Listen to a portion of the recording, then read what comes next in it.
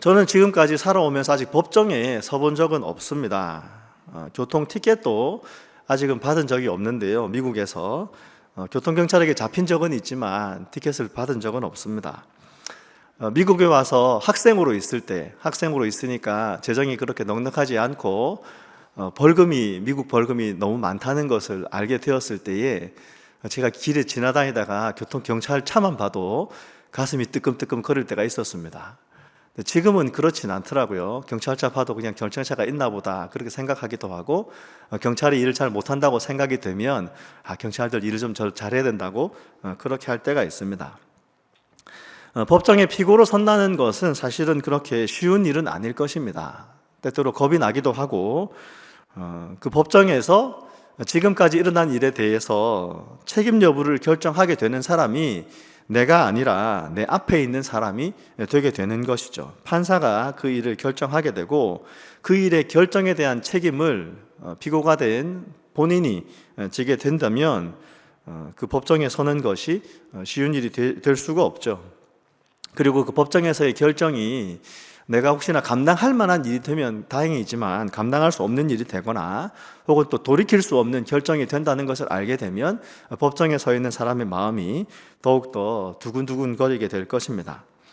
그래서 자기가 가진 모든 능력을 사용해서라도 그 법정에서의 결과가 내가 원하는 쪽으로 결정이 될 수 있도록 사실 애쓰고 노력할 것입니다. 그래서 변호사를 고용하기도 하고, 그 법정에서의 재판이 진행되는 중에 자기가 유리해지기 위해서 사실을 숨기기도 하고 때때로 거짓말을 하기도 합니다. 단어의 뜻을 바꾸려고 하기도 하죠. 그래서 그 법정에서의 결정이 내려지는 과정에서의 침묵이라는 것은 사실 상상하기가 어렵습니다. 근데 오늘 본문에서는 예수님께서 빌라도의 법정에 서셨는데 오늘 예수님께서는 그 법정에서 침묵하고 계셨습니다. 왜 그렇게 하셨을까요? 오늘 우리가 읽은 본문은 금요일 새벽에 일어난 일을 기록해 주고 있습니다. 금요일 새벽이 되자 대제사장은 즉시 급하게 예수님을 빌라도에게 넘깁니다. 온 공회와 의논하고 빌라도에게 끌고 갑니다. 빌라도가 예수님을 만나자 예수님에게 내가 유대인의 왕이냐라고 물어보았고 예수님은 내 말이 옳도다라고 대답하셨습니다. 지금 유대를 다스리는 로마 총독이 유대인인 예수님에게 내가 유대인의 왕이냐라고 물어본 것이죠. 원래 그 지역에는 왕이 없어야 되고 또 총독이 그 지역을 안정적으로 평화적으로 아무 소요 없이 다스리기 위해서는 지도자가 없어야 될 텐데, 지금 빌라도는 예수님에게 내가 유대인의 왕이냐라고 물어보았을 때 예수님은 내 말이 옳다라고 대답해 주셨습니다. 지금 빌라도가 물어본 이유는 지금 판사와 피고의 관계에서 빌라도가 예수님에게 물어본 것이죠. 근데 사형 선고를 내릴 수 있는 빌라도가 대제사장에게 고발되어 온 예수님에게 물어본 것인데 예수님은 그 질문에 대답은 하셨습니다. 근데 빌라도의 두 번째 질문은 지금 너를 고발한 사람들이 얼마나 많은 것으로 너를 고발하고 있는데 너는 왜 아무런 대답이 없냐라고 두 번째 질문을 하였습니다. 예수님은 그 질문에 또다시 침묵하셨고 빌라도는 이를 놀랍게 여겼다라고 마가는 기록해 주고 있습니다. 유대 총독이었던 빌라도가 지금 예수님께서 지금 자신의 법정에서 자신의 심판의 대상이 되었는데 왜 그렇게 침묵하고 있는지를 놀랍게 여겼다라고 마가는 기록해 주고 있는 것이죠. 그리고 예수님의 그런 침묵으로 인해서 빌라도는 지금 자신의 대상이 된 예수님께서 죄가 있어서가 아니라 대제사장들의 시기로 인해서 자신의 법정에 왔다는 것을 알았다라고 마가는 기록해 주고 있습니다. 그것을 알았기 때문에 빌라도는 예수님을 놓아주려고 합니다. 바로 명절이 되면 죄수 한 사람을 놓아주는 전례가 있는데 빌라도는 유대인의 왕을 내가 너희에게 놓아주기를 원하는가라고 무리에게 물어봅니다. 그런데 대제사장들이 무리를 충동해서 예수님이 아닌 바라바를 놓아달라고 말하게끔 만들었습니다. 그러자 빌라도는 내가 만약 바라바를 놓아준다면 이 유대인의 왕이라는 예수는 어떻게 하기를 원하느냐라고 다시 물어봅니다. 그러자 무리는 소리치기를 그를 십자가에 못 박으라라고 소리칩니다. 빌라도는 다시 그가 무슨 악한 일을 하였느냐라고 질문하였는데 그러자 무리들은 그 질문에 대답하는 것이 아니라 도리어 더욱 소리쳐서 그를 십자가에 못 박으라라고 소리칩니다. 그러나 결국 빌라도가 무리들이 원하는 대로 예수를 때리고 십자가에 못 박으라고 내어주게 됩니다. 오늘 본문에서는 침묵하시는 예수님과 소리치는 무리들이 비교가 됩니다. 예수님께서 왜 침묵하셨는지 우리가 묵상하는 것으로 이 고난주간의 오늘을 보내기를 원합니다. 예수님 침묵하셨지만 사실 그 예수님의 침묵은 무기력한 침묵이 아닙니다. 아무것도 할 수 없어서 아무것도 할 수 없는 중에, 아무런 영향력이 없는 중에 하신 침묵이 아닌 것이죠. 예수님의 침묵은 의도된 침묵이며 십자가를 향하여서 나아가시는 그 예수님의 소리 없는 웅변이셨습니다. 예수님 벌써 십자가에 달리시기 전에 제자들에게 말씀하시기를 누구든지 나를 따르려거든 자기를 부인하고 자기 십자가를 지고 나를 쫓을 것이니라라고 예수님 말씀해 주셨습니다. 마가복음 9장에서 벌써 예수님께서 그런 이야기를 하셨던 것이죠. 그런 이야기를 하신 것을 보면 예수님께서는 이미 내가 어떤 죽음으로 이 땅에서의 사명을 완수하실 것인지 예수님 알고 계셨다는 것을 알 수 있습니다. 죄인을 대신해서 고난을 감내하시려는 예수님의 의도적인 침묵이었던 것이죠. 사실 죄인을 대신해서 고난을 당하시려 했던 그 예수님의 의도 안에는 예수님을 고발하고 있던 그 대제사장들도 포함이 되어 있을 것입니다. 그 죄인에는 예수님에게 사형을 내렸던 그 빌라도도 포함이 되어 있었을 것입니다. 예수님께서 그렇게 법정에서 침묵하셨던 이유는 예수님께서는 지금 하나님 아버지께 순종하는 것이 예수님께서 이 땅에 오신 이유라는 것을 예수님 침묵으로 웅변하고 계신 것이죠. 죄인의 유익을 위해서 자신의 권리를 포기하는 것이 예수님께서 원하신 것이기 때문에 예수님 지금 침묵하고 계신 것입니다. 나를 고발하여서 법정에 데려왔던 그 대제사장들을 사실 그들을 향해서 끌어오르는 분노나 원망이 있을 수 있는데 지금 예수님 그렇게 하시지 않으신 것이죠. 그 죄인들을 위해서 자기의 권리를 포기하셨기 때문에 그들을 미워하고 그들에게 원망하고 그들을 향해서 분노를 퍼붓는 것이 아니라 오히려 침묵하는 것으로 아버지의 뜻에 순종하신다는 것을 예수님 보여주고 계십니다. 그리고 또 예수님께서 그 법정에서 그렇게 침묵할 수 있었던 이유는 궁극적인 심판자는 하나님이라는 것을 예수님 알고 계셨기 때문입니다. 그래서 예수님 그렇게 법정에서 변호하실 필요가 없었던 것이죠. 게다가 지금 예수님은 이 땅에 왕으로 오셨다는 것을 예수님 알고 계셨습니다. 나는 이 땅에 왕으로 왔지만 그리고 이 십자가를 지나서 사망 권세 이기고 부활하면 나중에 예수님께서 오히려 심판자가 되어서 예수님 다시 오실 그때에 궁극적인 심판자로 이 땅에 온 모든 사람들을 심판하실 것이라는 것을 예수님 알고 계셨기 때문에 그 빌라도의 법정에서 예수님은 그렇게 침묵하실 수 있었던 것입니다.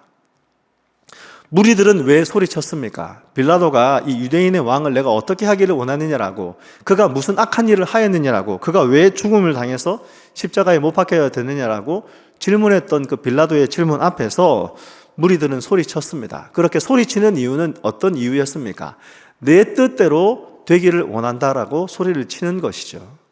그 예수가 비록 죽을 죄를 짓지 않았지만 그 예수를 십자가에 못 박기를 원한다라고 무리는 소리쳤지만 예수님은 침묵하는 것으로 내 뜻이 아니라 아버지의 뜻이 되기를 원한다라고 예수님 침묵하셨던 것입니다. 예수님 말씀하시기를 인자가 온 것은 섬김을 받으려 함이 아니라 도리어 섬기려 하고 자기 목숨을 많은 사람을 위한 대속물로 주기 위함이라고 예수님 말씀하셨던 그 말씀을 이루시기 위해서 침묵하고 계셨던 것이죠. 게다가 예수님의 침묵은 구약 성경에 예언된 침묵이기도 합니다. 곤욕을 당하여도 괴로울 때에도 그가 입을 열지 아니하였다라고, 마치 도수장으로 끌고 가는 어린 양과 털 깎는 자 앞에서 잠잠한 양같이 그가 입을 열지 아니하였다라고 예언되었던 것처럼 예수님은 빌라도의 법정에서 침묵하셨던 것입니다. 그런 예수님의 침묵이 우리에게 모범이 되기를 주의 이름으로 축원합니다. 베드로 사도도 그런 예수님을 묵상하라라고 성도들에게 권면하였습니다. 어려운 일을 당할 때에, 까다로운 상관이 있을 때에 그 상관 앞에서 침묵하고 그 상관을 사랑으로 섬기라고 우리에게 권면하였던 것이죠. 선을 행하다가 고난을 받고 그 고난을 참는 것이 아름다운 일이라고 이야기해 주었습니다. 내가 선을 행하다가 고난을 당하면 얼마나 억울한 일이 되겠습니까? 그런 억울한 일을 당할 때에 우리에게 모범이 되시는 분이 예수님이라고 베드로 사도는 이야기해 주고 있고, 그런 예수님을 묵상하기 때문에, 그런 예수님을 본받기를 원한다면 그런 예수님을 본받아서 오히려 고난 당하면서 침묵하고 오히려 고난 당하면서 기뻐하라라고 우리에게 권면해 주신 것이죠. 예수님은 욕을 당하셨지만 맞대어 욕하지 아니하셨고, 고난을 당하셨지만 위협하지 아니하셨고, 오히려 오직 공의로 심판하신 이에게 부탁하신 분이 예수님이라는 것을 우리에게 말씀해 주셨습니다. 구약 성경에서 요셉도 억울한 일을 당했지만 형들에게 팔려갔고 보디발의 아내에게 누명을 당해서 억울하게 옥살이를 하게 되었지만 자신을 변명하지 아니하였고, 자신에게 꿈을 주셨던 그 하나님께서 역사하실 것을 기다리며 기대했을 때에 하나님께서 어떤 일로 이스라엘 백성을 구원하셨는지 우리는 잘 알고 있습니다. 그래서 이 고난 주간에 예수님의 고난을 묵상하면서 예수님의 침묵을 오늘 특별히 묵상하는 저와 여러분 되시기를 주님의 이름으로 축원합니다. 궁극적으로 심판하실 분이 계시다는 것을 우리가 기억하길 원합니다. 이 땅에서의 일만 바라볼 것이 아니라 마지막 때에 반드시 하나님께서 심판하실 것을 믿는다면 내가 나서서 맞대어서 오늘 내가 이기는 것이 중요한 것이 아니라 오히려 심판하실 그 하나님께 맡겨드리고 원수를 미워하지 아니하고 원수를 심판하실 그 하나님께 나를 맡겨드리는 것이죠. 아까 우리 찬양했습니다. 하나님의 능력이 날 자유케 한다고 찬양했던 것이죠. 하나님의 능력이 나를 회복시키신다라고 우리가 노래했습니다. 하나님의 능력이 어떻게 우리를 자유케 합니까? 궁극적으로 심판하실 그 하나님을 내가 믿기 때문에 내가 죄는 미워하지만 그 죄인을 미워하지 않을 수 있는 자유를 갖게 되는 것이죠. 내 마음에 내 육신의 본성으로는 나를 법정으로 고발하여서 억울하게 나를 사형 선고를 내리게 만든 사람들을 내가 미워할 수밖에 없지만, 하나님의 능력을 바라보면 예수님의 빌라도 앞에서의 침묵을 묵상하면 내가 그 사람을 미워하지 않을 수 있는 자유를 누릴 수 있는 것이고, 내 마음 가운데 미움과 원망으로 가득하게 되어서 내가 하나님 앞에서 자유케 되지 못한 그 내가 주님의 능력 때문에, 하나님의 능력 때문에 주님 앞에서 내 마음이 회복되어지고 하나님을 더욱더 신뢰하게 되는 믿음을 가질 수 있게 되는 것이죠. 혼자 하려면 힘듭니다. 그러나 우리가 같이 하면 잘할 수 있습니다. 내가 혼자 그렇게 억울한 일을 당했다라고 생각하면 그 억울한 일 앞에서 내가 참기 어렵지만, 예수님께서 먼저 우리에게 모범을 보이셨다는 것을 알고 그것을 묵상하면 나는 할 수 없어도 예수님 때문에 힘을 얻게 될 수 있을 줄 믿습니다.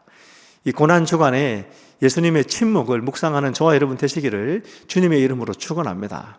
예수님은 이 땅에 왕으로 오셨지만, 하나님의 아들로 오셨지만 그 인간 빌라도 앞에서 침묵하셨습니다. 예수님께서는 아버지께 순종하기 위해서 침묵하셨습니다. 예수님께서는 궁극적으로 심판하실 그 하나님께 모든 것을 맡겨드리면서 침묵하셨습니다. 그리고 그 침묵하시는 것을 통하여서 섬기러 오신 그 예수님의 삶의 목적을 이루어 가셨습니다. 변론하셨으면 어떻게 되셨겠어요? 바라바가 아니라 내가 살아야 될 사람이라고. 바라바는 폭력을 통해서 유대인의 독립을 얻으려고 했지만, 나는 사랑과 희생을 통하여서 오히려 원수를 사랑하는 것을 통하여서 이 땅에 하나님의 나라를 세우려고 했다고 그렇게 변론하셨으면 어떻게 되었겠습니까? 예수님께서 자신에게 사형 선고를 내릴 수 있는 빌라도 앞에서 아무런 대답도 하지 않으신 이유는 죄인된 우리를 무조건적으로 사랑하셨기 때문에, 심판하시는 하나님께 모든 것을 맡겨드렸기 때문에, 그리고 그 아버지께 순종하기로 결정하셨기 때문에 침묵하신 줄 믿습니다. 그 주님의 마음을 묵상하시고 그 주님의 마음을 닮아가시는 저와 여러분 되시기를 주님의 이름으로 축원합니다. 같이 기도하겠습니다. 주님, 오늘 하루 예수님의 침묵을 묵상하기 원합니다. 빌라도 앞에서 변호하지 아니하시고 침묵하시는 것으로 아버지께 순종하심을 보여주신 그 예수님의 침묵을 묵상하게 하시고, 주님, 저희들도 그 주님의 마음을 본받는 저희들 될 수 있도록 주님 인도하여 주옵소서.